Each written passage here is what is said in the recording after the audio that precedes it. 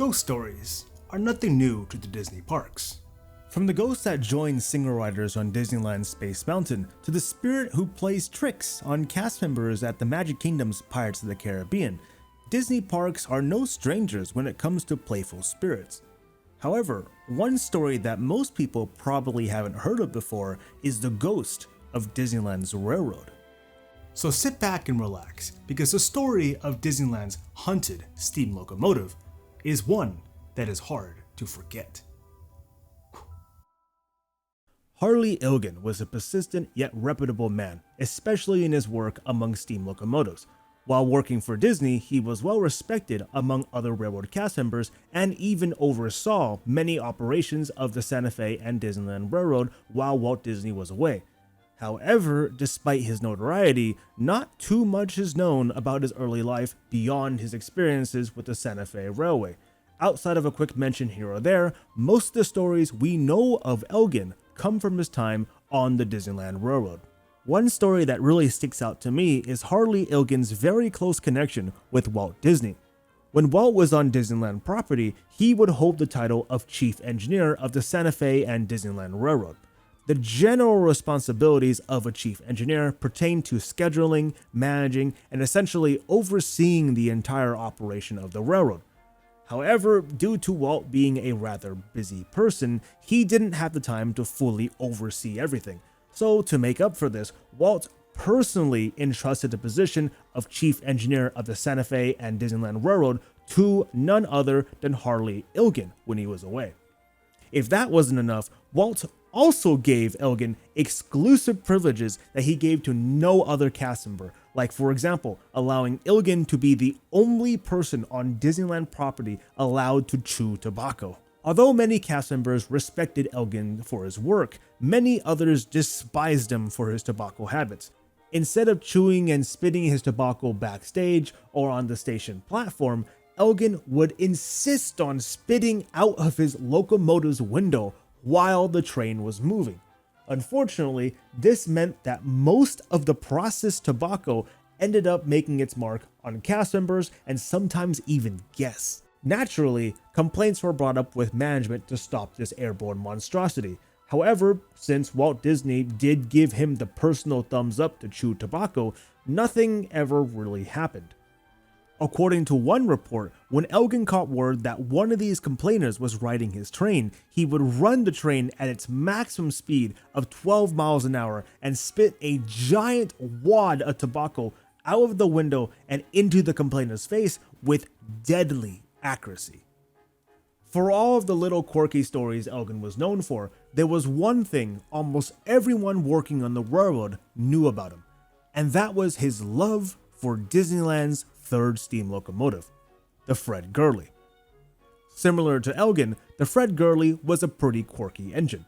It was the first steam locomotive on Disneyland property to not be built from the ground up by Disney Imagineers, serving its previous life transporting sugarcane in Louisiana. The Fred Gurley also happened to be the only locomotive on property that was specifically built for narrow gauge, unlike its sister locomotives, the E.P. Ripley and C.K. Holiday, both of which were scaled-up models of Walt Disney's Lily Bell engine, a miniature steam locomotive modeled after a standard gauge steam locomotive, the Central Pacific 173. Coming back to Ilgen, no one really understood why Ilgen was so attached to the Fred Gurley. Maybe it was the particular shape of the engine, or the fact that Ilgen and the Fred Gurley were both brought into the world at the same time, in the year 1894. Ilgen and his favorite little engine were the quirkiest among quirks, two peas in a pod if you must. However, little did Ilgen know, his favorite little engine was going to be one of the last things he was ever going to see. August 1963. The air is fresh and the skies are clear on a bright sunny day. Ilgen and his firemen are joyfully running the Fred Gurley locomotive around the park, passing by crowds of onlookers and admirers. Today is a normal day, a passing thought that probably both Ilgen and his firemen must have shared. As per usual, the Fred Gurley makes its stop at the somewhat new Tomorrowland station, picking up guests along the way. Then, with a cry of two whistle blows, Ilgen proceeds to open the Fred Gurley's throttle, pushing the locomotive and its cars deep into the mysterious cave ahead. As the locomotive is slowly enveloped in darkness, a bouncy yet calming theme is heard being played throughout the tunnel. Suddenly, out of the shadows comes a light, illuminating a massive 306 feet diorama depicting the Grand Canyon, accompanied by its fair share of trees, rocks, and taxidermied animals. As the guests on board gasp in astonishment at the beautiful views of the Grand Canyon, Ilgen and his firemen were indifferent. Having seen the Grand Canyon diorama multiple times since its opening in 1958, they simply thought to themselves, today was just another normal day. Until it wasn't.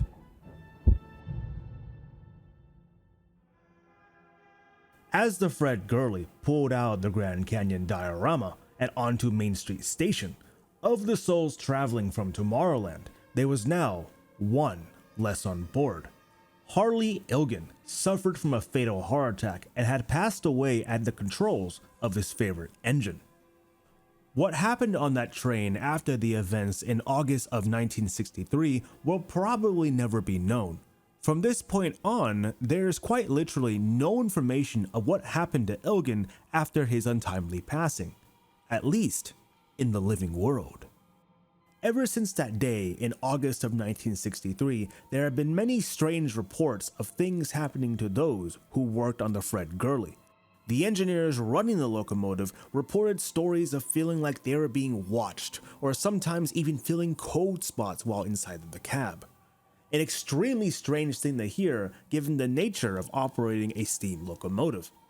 Engine crews have also stated that on cold nights, they can sometimes even see a ghostly figure sitting in the engineer seat of the Fred Gurley locomotive, a place where Harley Ilgen would have been back in the 50s. However, none of that comes close to one of the creepiest things that has ever been reported on the Disneyland Railroad, the Fred Gurley's haunted bell. As the Fred Gurley pulls out of Toontown Station onto one of the straightest and smoothest sections of the Disneyland Railroad, crews have reported that the bell on the locomotive tends to swing back and forth on its own, sometimes even enough to make it ring. Perhaps this could be Ilgen signaling the steam crew, as well as many other onlookers, that he's still here and that the Fred Gurley is his engine. Or maybe it could be something much darker. A cry for help from a soul permanently bound to his engine, forced to endlessly traverse around the park till the end of time. Regardless of Ilgen's position in the afterlife, his powerful connection to the Fred Gurley was something that even transcended the living world. For better or for worse, Ilgen has been bounded to the Fred Gurley for the last 59 years. That only leaves us with one last question. How much of any of this is actually real? Harley Ilgen was in fact a real engineer for the Santa Fe and Disneyland Railroad. He also was one of the few people on Disneyland property allowed to chew tobacco. However, outside of that, that's all we kind of know about Harley Ilgen. Since he was just kind of a regular engineer for Disney, there really isn't a whole lot of documentation about his life. Believe it or not, the only written thing I could find on Ilgen was a single paragraph in a Disneyland history book about how Ilgen used to chew and spit tobacco. Yes, that's it. We actually have no idea whether or not Harley Ilgen actually had a heart attack while operating the Fred Gurley. His death and the supposed hauntings is nothing more than just a legend. Stories that were passed down from generations of engineers, firemen, and maintenance crews who worked on the Disneyland Railroad. Legends are kind of a tricky thing to talk about. Sometimes they can be true, and sometimes it could just be completely false. The legend of Harley Ilgen hunting the Fred Gurley might be something as simple as a story that the engineer crews tell each other just to freak out newbies operating the locomotive. But with that being said, how true are these ghost stories? Now, filling cold spots while on the Fred Gurley or seeing a ghostly figure in the engineer's seat is a little hard to disprove, I'll admit. But what isn't hard to disprove is the bell. Many of the crews I've talked to who talked about the bell mysteriously ringing by itself usually follow up the story with evidence of how it's most likely not even a ghost to begin with. Most trains out there do something called hunting oscillation, where they tend to sway back and forth on the tracks. Depending on how the train is built, that oscillation can vary drastically.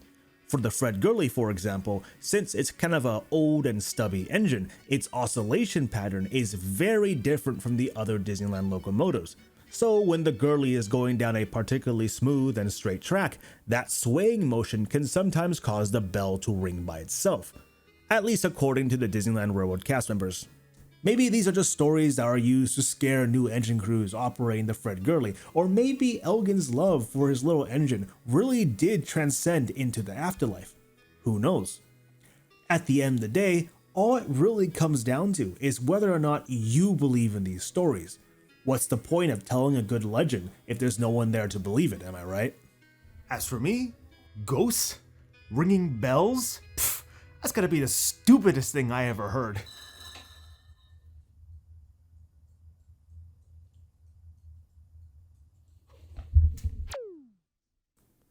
Thank you all for watching the video, especially if you watched from the beginning. This type of video is kind of different from what I usually do, but I do want to do more of these videos later on down the line for the channel, so if you enjoy this type of thing and you want to see more, make sure to smack that like button, subscribe, and tell me what you think in the comment section down below. I don't exactly know when the next video is coming out, but I do hope you guys stick around for that one as well. I have a Discord server and I also have a Twitter that you can check out down in the description down below. I'm usually on there, so if you got any extra questions, you can always hit me up there. Anywho, that's all I really have for you guys here, so have a great day, and I will see you all next time. Bye-bye.